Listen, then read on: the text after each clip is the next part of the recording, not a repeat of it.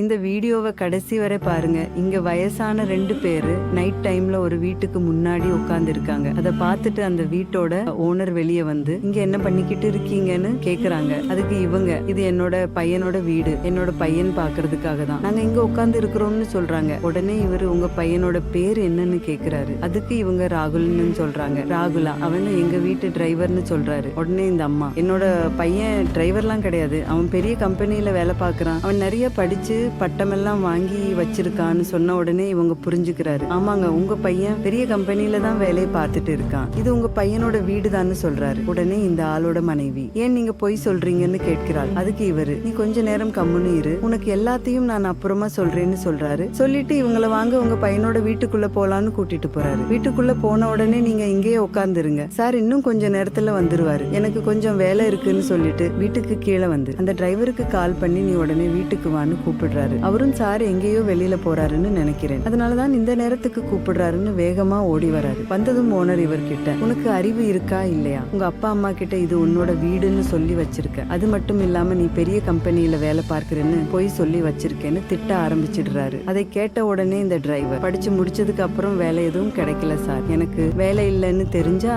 எங்க அம்மா அப்பா உயிரையே விட்டுருவாங்க, அதனாலதான் ஒரு பெரிய கம்பெனில வேலை பார்க்கிறேன்னு சொல்லிட்டு உங்க வீட்டுல வந்து டிரைவரா வேலை பார்த்துட்டு இருக்கேன், தயவு செய்து இந்த விஷயத்த எங்க அம்மா அப்பா கிட்ட மட்டும் சொல்லிடாதீங்க, இதை கேட்டா அவங்க தாங்க மாட்டாங்கன்னு சொல்றாரு. அதை கேட்டு இந்த ஓனர், சரி பரவாயில்ல, முதல்ல வந்து உங்க அப்பா அம்மாவை பாரு, மத்ததை நான் சமாளித்து கொள்றேன்னு சொல்லி அவரை கூட்டிட்டு வராரு. அவரு அப்பா அம்மாவை பார்த்ததும் அவங்க கிட்ட போய் ஆசீர்வாதம் வாங்குறாரு. இந்த ஓனரோட மனைவி, நீங்க எதுக்கு பொய் சொன்னீங்கன்னு கேக்குறாங்க. அதுக்கு இவரு, நம்ம சொல்ற பொய்னால மத்தவங்க சந்தோஷப்படுவாங்கன்னா அது சொல்றதுல எந்த தப்பும் கிடையாது, நான் சொன்ன ஒரு பொய்யால அந்த குடும்பம் எவ்வளவு சந்தோஷமா இருக்கு பாருன்னு சொல்றாரு. இந்த ஓனர் செஞ்சது சரின்னு நினைக்கிறவங்க இந்த வீடியோவுக்கு ஒரு லைக் போட்டு கமெண்ட்ல சூப்பர்னு கமெண்ட் பண்ணுங்க.